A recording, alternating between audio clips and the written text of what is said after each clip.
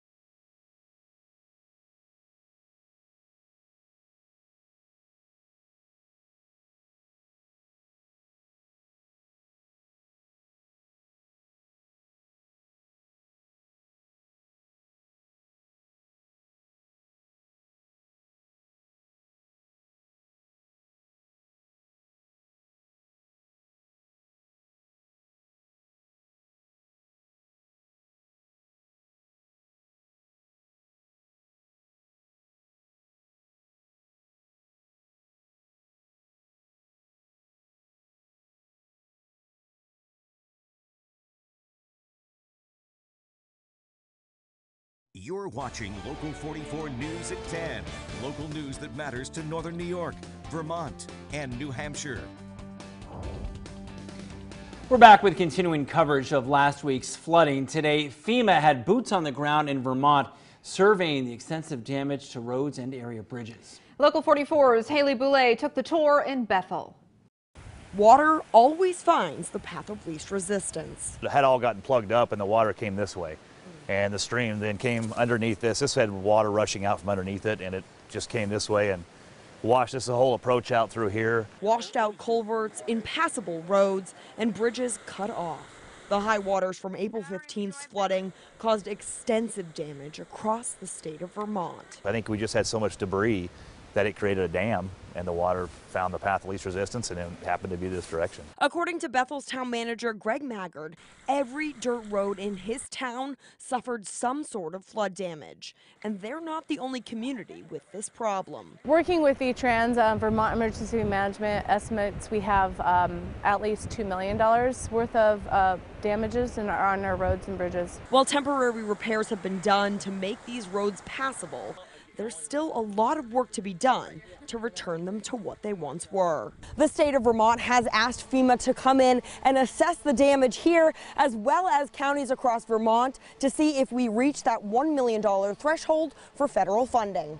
At the request of Governor Phil Scott, FEMA began the preliminary damage assessment Wednesday, accounting for the destruction that's been done across 6 counties. 3 teams scattered about the state, surveying the damage in some of the hardest hit communities. The data they gathered from this assessment may be used by the governor to request federal assistance in the form of a Stafford Act declaration. Once that's complete, Governor Scott would have to submit a declaration request to the president. In Bethel, Haley Boulay, Local 44 News. Now, Governor Scott has 30 days to send the request to the president. FEMA hopes to be done with its assessment by Friday. This just into the newsroom. Investigators are looking into the cause of a fire and multiple explosions at a home in Holland, Vermont. Take a look at your screen. Nearly nothing left of this house. The Derby Line Fire Department responded just before 3 this afternoon, finding the building on fire and partially collapsed. They believe the fire caused the subsequent explosions. Fortunately, neither homeowner was there at the time and no injuries have been reported. The cause isn't known at this hour. Anyone with information should contact Vermont State Police. All right, making a change to the state constitution. Coming up, why slavery was talked about today under the Golden Dome. And tonight we'll lose the rain. Tomorrow's gorgeous. Friday it rains again. Unsettled to say the very least as we wrap up April and start May. We'll get you ready for Thursday, Friday, and the weekend next. Local news that matters on Local 44 News.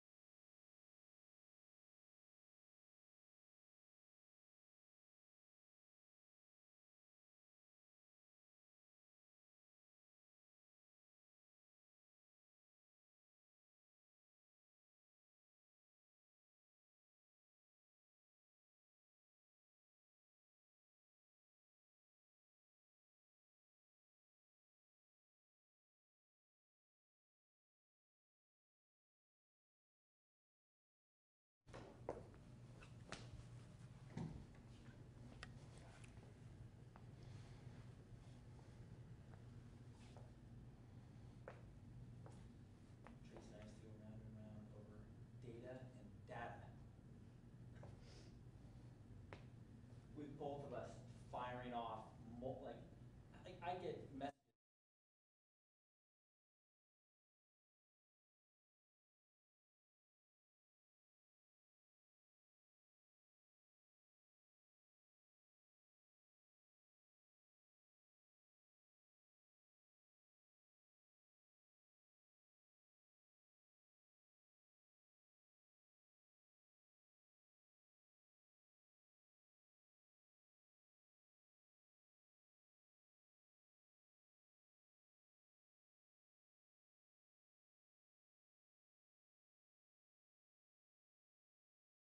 Now, Chief Meteorologist Sean Parker with your Sky Tracker forecast.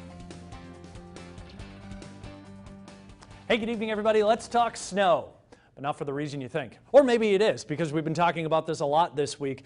On this day last week, so last Wednesday, there was 9 feet on the top of Mansfield. In a week, they've lost over 30 inches of snow, but remarkably, it's still almost 20 inches above normal. Last week, 108, 75 this week at the stake, and still a lot more to melt. The melt was obviously a big reason our flood risk went so high earlier this week. and we've still got a flood warning for one area river, that being the Connecticut, kind of a big one, from about Stevens all the way to lower Waterford. The river level has dropped considerably in the last 2 days, but still expect at least minor flooding to happen in this area until Friday. That's when we think the river will finally be below flood stage. Lake Champlain is going to take much longer than that, especially with incoming rain by Thursday night and Friday. Right now it's in minor flood stage. That's been well established, and it is expected to actually come up just a little bit from Friday morning to Friday evening, and then with Friday's rain it may actually go up even more by the time we get Saturday. So minor flooding is forecast along the shores of Lake Champlain really for the duration. Sky Tracker radar over the last several hours continues to show just the bullseye of showers in northwest Vermont and northeast New York. As the night goes on, the moisture will run out. It's like Mother Nature's car is running out of gas, and eventually the showers that are out there now will just kind of be spits of light rain, and then eventually by daybreak at the absolute latest, the gas runs out and we're dry. In the meantime, some light rain, especially in the northern parts of the Champlain Valley, continues, and be careful of areas of patchy fog. Temperatures, they're going to fall. It's going to be cool and raw. We'll be in the middle and high 30s by daybreak on Thursday. Thursday, some clouds may be stubborn, especially north in the morning, but look at this. Sunglasses get a workout during the afternoon. It's a brief workout, but it's an intense workout. High temperatures will climb into the high 50s and low 60s north, low to mid 60s central and south. Pretty spot on normal for now, late April. The workout is short for the sunglasses because of this. Clouds thicken up overnight through early Friday morning. Friday morning's drive, you won't need the sunglasses. Windshield wipers are back off and on with scattered showers. Those scattered showers continue off and on for the better part of the day. There will be dry time, but there will also be rainy times. Cooler east of the Greens Friday at 3, a little bit less cool west of the Greens, but everybody is slightly or below normal in western Vermont and northern New York. There may be a warm nose that does try to pull in to the St. Lawrence Valley with highs there in the 60s, close to 70, and that's on Friday. Everybody else is in the 50s. Rain continues Friday night through Saturday morning. Most showers end as Saturday morning goes on. Temperatures will be in the 50s. Isolated to spotty showers still possible on Sunday, especially in southern areas. So yes, there is rain forecast for both days this weekend, but I don't think it's planned canceling stuff, especially considering that Maple Fest is in St. Albans over the weekend. Monday should be mainly dry for all, and then we get a renewed rain chance for Tuesday and Wednesday. That's your latest check of the forecast. Interactive radar, the weather blogs, town-by-town forecast, the lake forecast, everything you need weather-wise to help plan your life around Mother Nature is at mychamplainvalley.com. Bookmark it and lock it. You'll be prepared. All right. Cool, rainy night. Your faves. That's true. That's true. But anything you say, I would love right now, Sean. Oh, good, good. You say that with a smile because somebody made a comment earlier. I'm going to stay out of this one. They love your reaction to my forecast because for 90% of the population, sunny and 70 is good. For Lauren Maloney, sunny and 70 is seemingly a nightmare. That's funny. Look they how were from Swanton, right? Look how Yeah, nice up your on skin Maquam looks. Shore, She yeah. has so many less wrinkles than you and I do because she stays out of the sun. She's smart.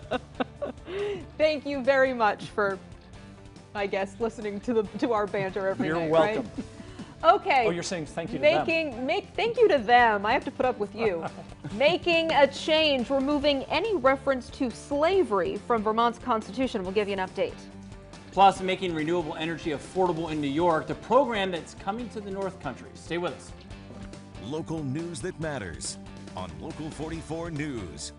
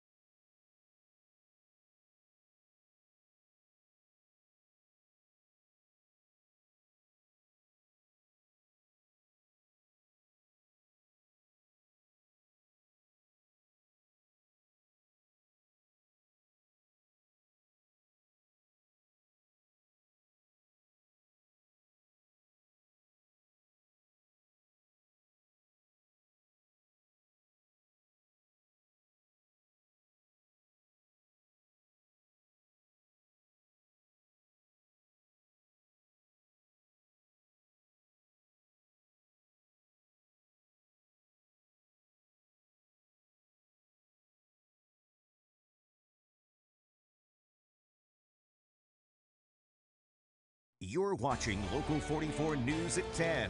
Local news that matters to Northern New York, Vermont, and New Hampshire. From the Vermont State House tonight, for the second time this year, the Senate has voted in favor of amending the state constitution.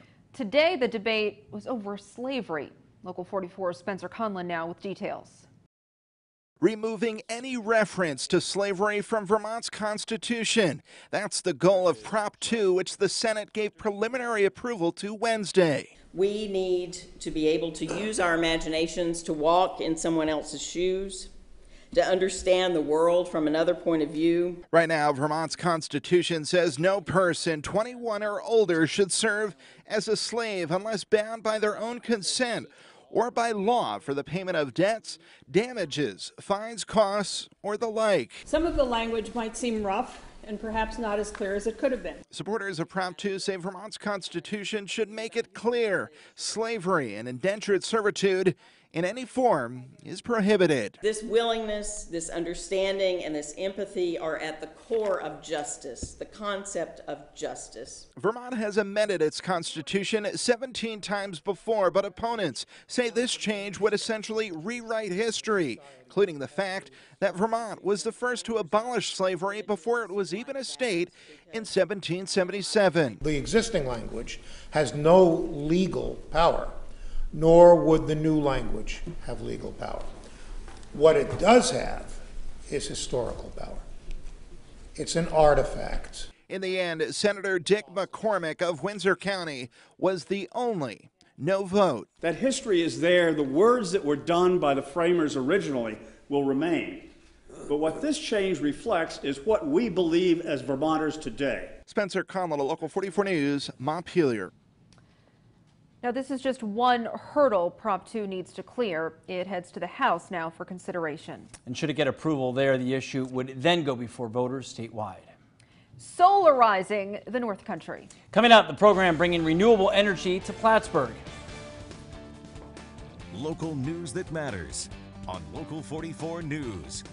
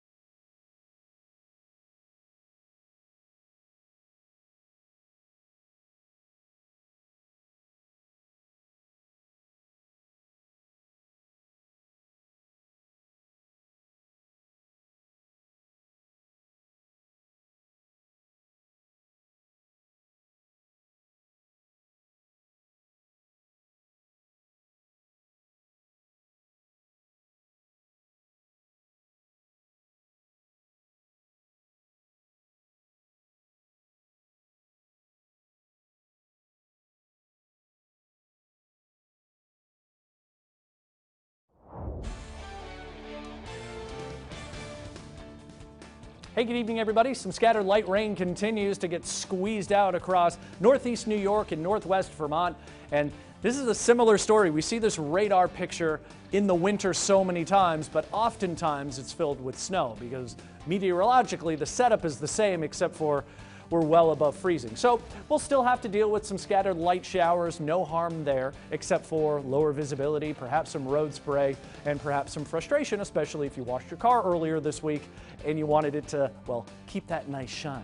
We're mostly cloudy with pockets of fog overnight, but no big weather issues. Overnight lows will fall into the 30s to near 40. Tomorrow's pleasant, Friday isn't. But how about the weekend? We'll discuss it all now as we keep going on Local 44. From WFFF, this is Local 44 News. Health Matters at 10:30. Don't let the weather fool you. The flu is still a threat in Vermont and really around the country. Yeah, in fact, the CDC says this year has been a record-long flu season. There have actually been 21 straight weeks of elevated flu activity. That's 1 week more than the previous high of 20 weeks back in 2014, and the longest season since the CDC started tracking it more than 2 decades ago. But while it may be the longest stretch of flu activity, it doesn't mean that the flu this past year was necessarily more severe than in other years. Jennifer Pistol, an infectious disease epidemiologist at the Vermont Health Department, said in terms of severity, well, this was a typical season in Vermont with less hospitalizations than last flu season, which was considered one of the deadliest in 4 decades. There is still flu out there, and especially within Vermont, that we are still getting positive flu tests back from our state lab, but we're starting to see a decrease in general. So I think that's important to remember that while it's above baseline, it's been above baseline for 21 weeks, that has been decreasing. While the flu is still lingering, Pistol said it's important for people to stay home if they're sick and to continue washing their hands. I was looking for some hand sanitizer in here as we were still talking about it. Right, stories like that just make you sick, yes. Right? The number of measles cases in the U.S. is now at the highest number on record since the disease was eliminated nationwide in 2000. Analysis of data from state and local health departments reveals 681 cases of the measles were reported in 22 states this year. Previously, the highest number of reported cases in a single year was 667, and that was in 2014. Now, the CDC says most of these cases are appearing in areas that have low vaccination rates. The CDC says more than 91% of children aged 19 to 35 months received at least 1 dose of the measles, mumps, and rubella vaccines in 2017. Clinton County, New York wants to be more green, and now there's a new program available to save you money and support solar energy. It's all in an effort to bring more efficiency to the county. Local 44's Stacy DeSilva has more. These solar panels are ready to power your home. There's no buying in or investment on behalf of the residents. It's just a push towards utilizing green energy. Renee McFarland is Clinton County's Economic Development Director. She's organizing the county's Solarize campaign. Here's how it works. Income-eligible county residents sign up for a green energy credit on their NYSEG utility bill. It's worth up to $15 a month. We have an existing solar farm that's 2 megawatts up in Moores, and there's room on the farm for approximately 400 low to moderate income residents. McFarland says it's one step towards Clinton County obtaining a Clean Energy Communities designation from the New York State Energy Research and Development Authority, something the town of Plattsburgh already has. We will be eligible to apply for grants to make green energy improvements in our county facilities.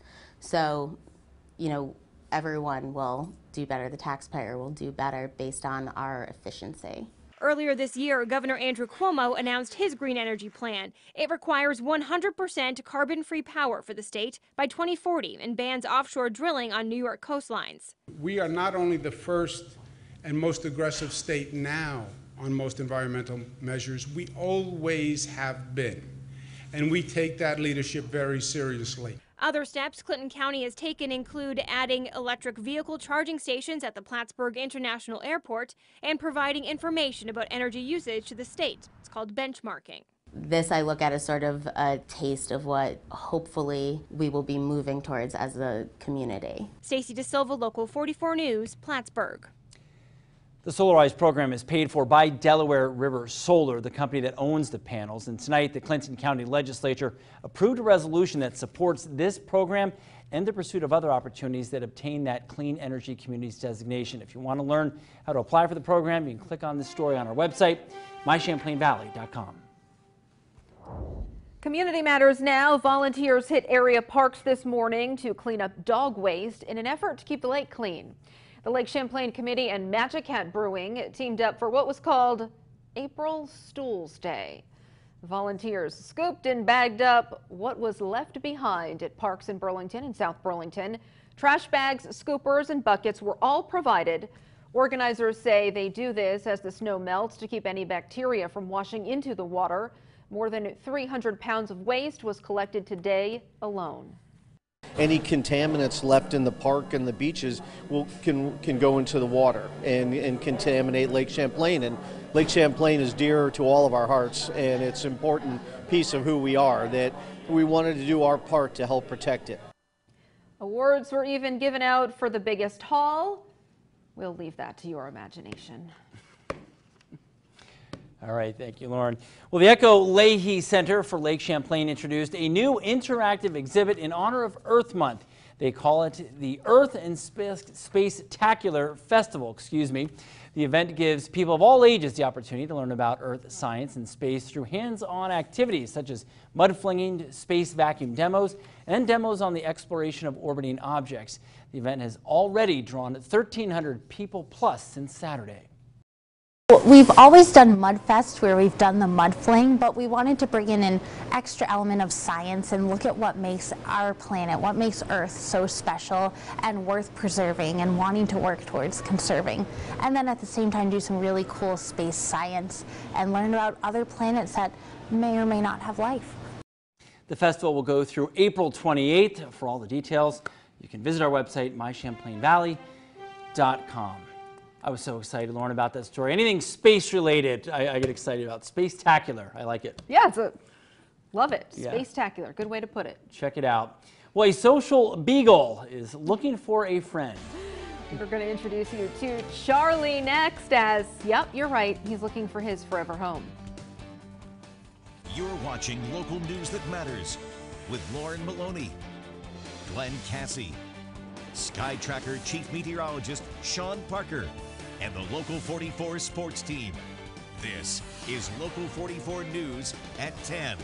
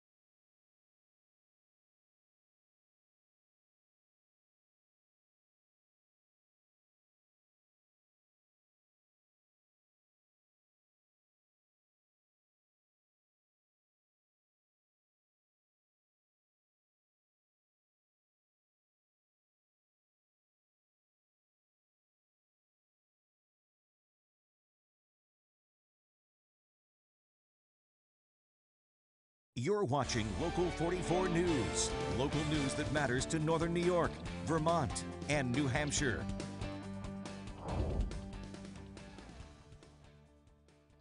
In this week's Forever Home, we are at the Rutland County Humane Society, and we are meeting Charlie the Beagle. I like it. Hello, handsome. Hold on a second, you know, we gotta get kisses You in first. you gotta get those kisses in. What do we know about Charlie? So Charlie is about 7 years old. Oh, okay. He's a little overweight. A little bit more of Charlie than A little bit more. There's a lot of Charlie to love. Yeah, definitely love. And Charlie, his owner passed away, and so he went to live with a family, an older couple with a dog, and that didn't work out so well. So he came here to find his forever home. When I found out Charlie was picked on by his fellow canine, I was less than thrilled. That is not fair. So that's why it didn't quite work out. Other than being social and downright adorable, this breed is known for catching and following a scent. I would say that because he's a beagle, he would do best in either a fenced-in yard or a leash only, as they do tend to follow their noses and off they go. Although we don't know much about Charlie's background, Beth says beagles and cats can get along. If you introduce them properly, they'll do fine together. But she admits, I think he's more interested in people than he is in kind of chasing other things. I don't know, he did a lot of chasing. Charlie is on antibiotics after testing positive for Lyme disease, which is becoming more common for dogs. But other than that, overall healthy and very adoptable. Sit. Good boy. You can shake. Look at that. Nice to meet you, Mr. Man. Nice to meet you. What would you say to a family that wanted to potentially adopt him? I would say that you'd be getting a dog who's very social and wants to be in the middle of the activity. And in the middle of the action. Always just wagging his tail. He's just a friendly, happy-go-lucky guy. Just loves being with people. Also, do your research. He is a beagle. So, we haven't heard a lot of howling or barking or anything like that from him, but beagles often talk. He's had a tough couple of weeks with his owner passing away and then trying out a different household and then coming here. So giving him the time he needs to settle in and get used to all his new surroundings and new family and new routine and everything will be important for him. Charlie! Hi, handsome! Hi. What are you doing, Mr. Man? Hello, the bug. You're just a beagle, aren't you? Oh, you're so cute. Oh. This wiggly waggly guy could be right at home with you. Just reach out to the Rutland County Humane Society. Polixeni Manjari, Local 44 News, Pittsford. All of us in agreement here that he's Charlie so is cute. adorable. Yeah. There's no howling, but Sean and I agree that you will howl. They all howl. Yeah, even I've heard beagles howl, definitely. What a cutie, though. The Middlebury women's lacrosse team on a hot streak nearing the end of the season. Coming up, the Panthers go for a 14th straight win against a conference rival. And it's been cool and raw all day. Temperatures now 30s and 40s. We'll drop a few more degrees before we wake up tomorrow morning. But how about the rain? There's still a few raindrops lingering. We'll track what's left over and get you ready for some Thursday sunshine. Your forecast is next. Local news that matters on Local 44 News.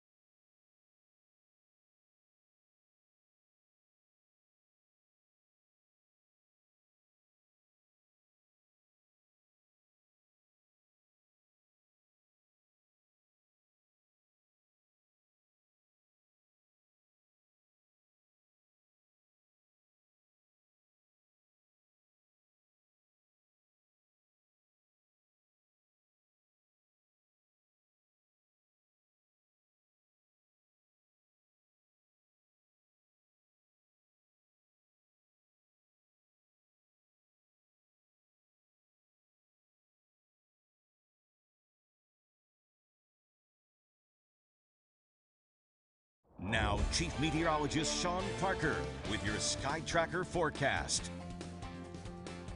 Hey, good evening, everybody. Hope you made the best of your day today. It was in the 60s around midnight, and then temperatures just gradually fell off the table since. And we have been squeezing out moisture across the higher terrain and even into our northern Champlain Valley locations right along the western slopes for the last several hours. But rain, it's becoming less and less. And I've said this 1,000 times so far today, but thank goodness we're not 10 to 20 degrees colder, or else all of that would be, well, snow. So be thankful for that. And showers as the night goes on will be gradually diminishing. Still have a flood warning in effect for the Connecticut River around Dalton, New Hampshire, but it extends from Stevens all the way south of Lower Waterford. And we've still got water going over roadways in these locations. The good news here is that the water of the Connecticut has dropped significantly over the last 2 days, but with some rain inbound for Friday and early Saturday, river levels will likely remain stagnant or perhaps go up a little bit by the time we hit Friday, but more and more falling in the short term is expected. Can't say the same about Lake Champlain. We will have our lake level remain in minor flood stage right through Friday morning. That's 100.6 feet.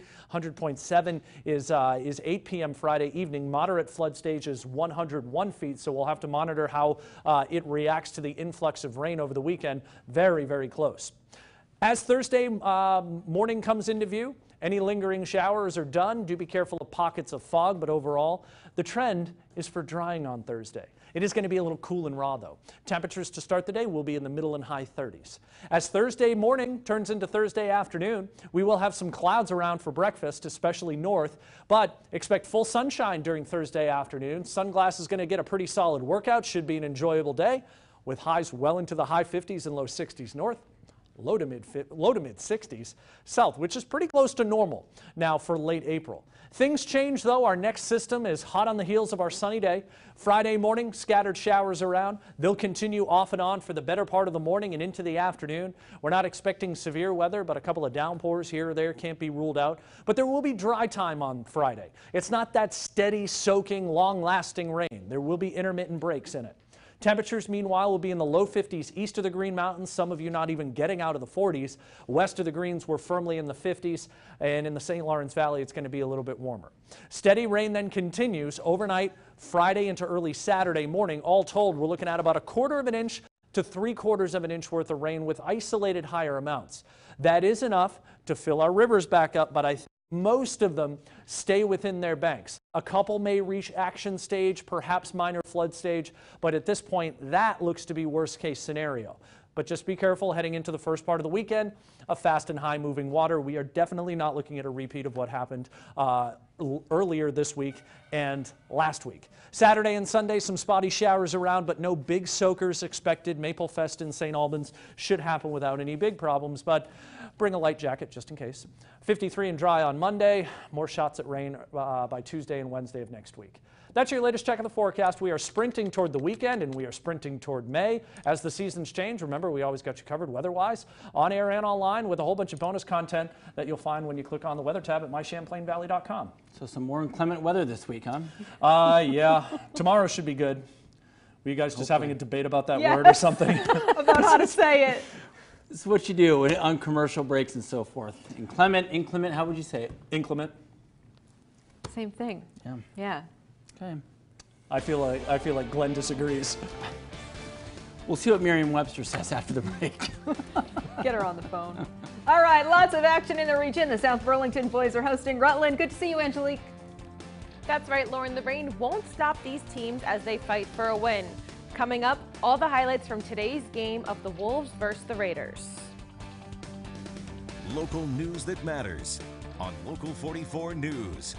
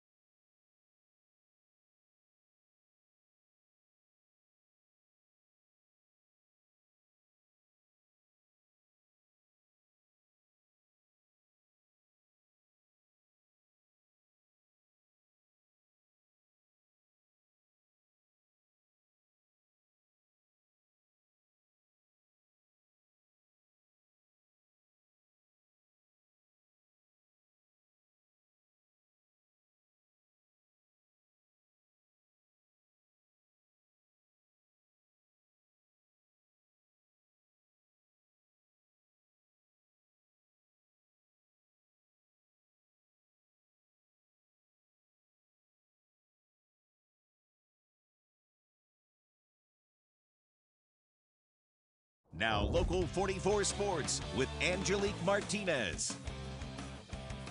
Good evening. We have a lot of lacrosse action lined up tonight. We'll start off with D1 high school boys as the South Burlington Wolves host the Rutland Raiders. The Wolves are 2-4 so far this season, and the Raiders are looking for win number 3 as well. To start, Rutland's Connor Labaducci cuts the crease and lasers this one in. It's 1-0 Raiders on the board. Now with 3 minutes left in the first quarter, SB is up 2-1. Nico Strempek snipes the ball in from distance and the Wolves are now up by 2. With just a minute later, Rutland's Jacob Lorman tosses to Eric Brewer and he fires it in. It's 3-2 South Burlington. The Wolves pick it up from here in the second quarter. Joe Balcon comes around and launches it in. It's 5-2 South Burlington. And the Wolves will keep it up to take down Rutland 10-8 and earn win number 3 of the season. In college lacrosse, the Middlebury women's team continues to tear through the regular season slate. The Panthers are the 3rd ranked team in the nation and they hold a 13-game win streak. Mid can make it 14 tonight in the regular season finale against NESCAC rival Williams. With the game tied at 1, Middlebury's Emily Bernard cuts in, runs into some good defense, so she pulls out even better offense, slicing in a goal to take a 2-1 lead. A minute later, the Panthers go tic-tac-toe, finding a cutting Jenna McNicholas, and Mid goes up 3-1.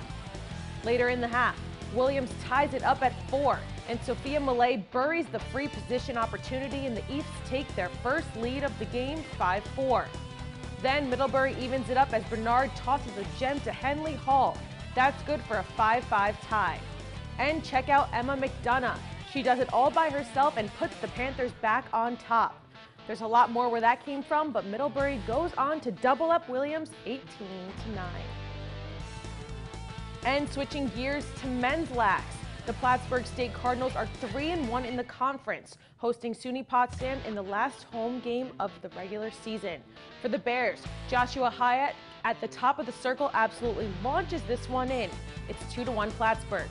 To start off the second quarter, Plattsburgh's Stephen Kane snipes it right past the ankles of the keeper, and the Cardinals now lead by 3.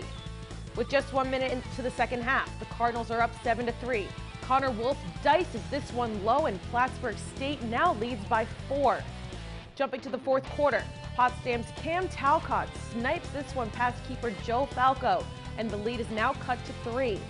With 3 minutes left to play now, Plattsburgh's Stephen Kane slices in the final goal of the game for the Cardinals, as PSU takes down Potsdam 13-8. In baseball, the Red Sox are on a roller coaster of wins and losses. After sweeping Tampa Bay, Boston lost both games in yesterday's doubleheader with Detroit. They get back at it tonight for a single game with the Tigers. And the Sox scored 7 runs within the 8th inning. Eduardo Rodriguez set the tone for the Sox tonight, pitching the first 6 innings. The Sox will take this one 11-4 and face the Tigers tomorrow night for the final game of the series at 7:10 p.m. And the wait is almost over. The NFL draft is tomorrow, and Local 22 and Local 44 are your draft headquarters. All week, we have hour-long streams on our website featuring special guests, in-depth breakdown, and analysis of the draft. The streams are every day at 1 o'clock and on mychamplainvalley.com. And of course, we have the draft itself. For the first time, ABC will broadcast all 3 days of the NFL draft, including 2 nights of primetime coverage beginning Thursday, April 25th at 8 p.m. You can get more information by going to our website and clicking on the Draft in Music City banner. Tomorrow night, it's the big first night, right? Big night. Big night. So who's your Okay. pick? We asked Lauren last night. Who do you think is going number 1? Kyler Murray? Probably. Yeah. I'm not a big fan. Tua should have won the Heisman, but you know. Coming from someone who went to Alabama. I don't have a great history with Kyler Murray, so she's honest. She's honest. All right, thanks, Thanks, Angelique. Angelique. Stay with us for one last look at your final forecast. We'll come back. Local news that matters on Local 44 News.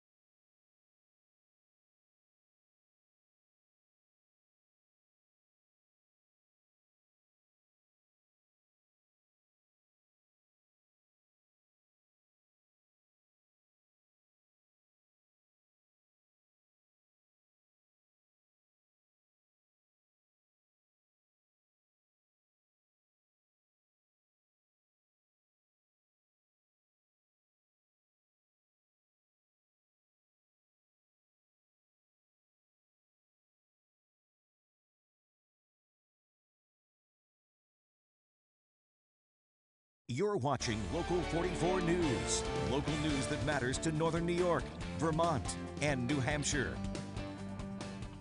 Sean, you reminded us that Maple Fest is this weekend. I know. I didn't think it is. was so soon. It crept I know. up. It crept up. My wife registered me for this race as a training run. I was like, is that part of Maple Fest in St. Albans? Oh my goodness, it's already here. So being my first year here, should I go to this? 100%. Oh, you're going to love it. All right. Yes, but I'm it's there. supposed to be a little rainy. A little. Saturday morning is the rainiest part of the weekend. Showers Okay. look to miss the Champlain Valley south I'm good on to go. Sunday. Little umbrella will be fine. Should be fine. Highs in the 50s. Thanks for joining us. Follow Local 44 News wherever you are on mychamplainvalley.com, Facebook, Twitter, or our mobile app.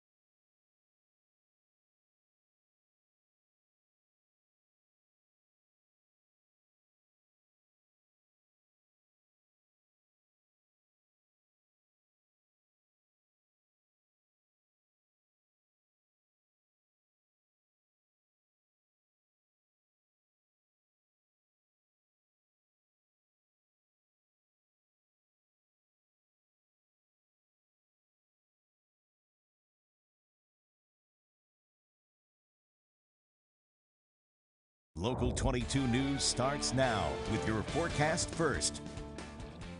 Hey, good evening, everybody. We've still got a few leftover light showers around tonight, mainly in the Champlain Valley. They are moving to the south and gradually diminishing with time. And we see this in a very similar setup in the wintertime. When our winds are coming out of the northwest, they're banking up against the Green Mountains, and that's just squeezing out showers back toward the lake. And in December, January, February, and early March, we see that fall as snow. Luckily, this is late April, and we've just got some light raindrops to contend with. We'll be all right. Temperatures will be in the 30s overnight with pockets of fog forming as the rain ends. Thursday's a beautiful weather day. Friday, we get another batch of rain in our lives. We'll keep talking about it now on Local 22 News at 11. From WVNY, this is Local 22 News at 11.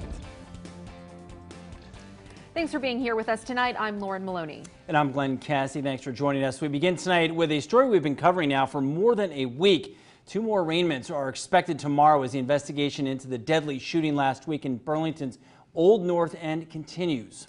Local 22's Devin Bates spoke with Burlington's police chief tonight, and he joins us now live in the newsroom with more. Devin? Well, Lauren, earlier this week, Angelina Pearson Fitzpatrick and Takesha Thomas of Orlando, Florida were both charged with being an accessory after the fact. Thomas has already changed her plea to guilty, and now the 2 men whose evidence they allegedly threw out will be arraigned as well.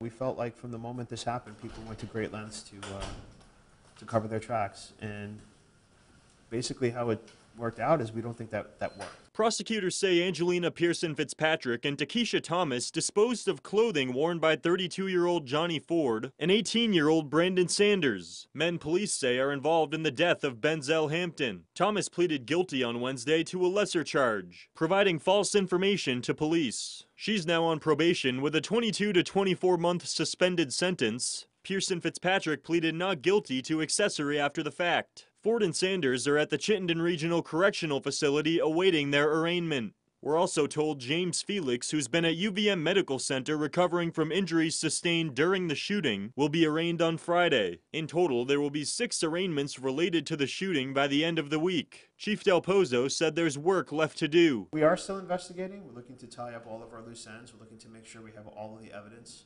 We're not on an active hunt at this time for any other suspects. If that changes, you'll hear about it, but we think that we have pretty much all the people who are involved in this homicide. Now, in addition to recovering the clothing worn by Ford and Sanders, police have said they also found 2 handguns in the woods along with magazines and ammunition. We'll have more coverage as these arraignments happen later this week, but for now, live in the newsroom, Devin Bates, Local 22 News.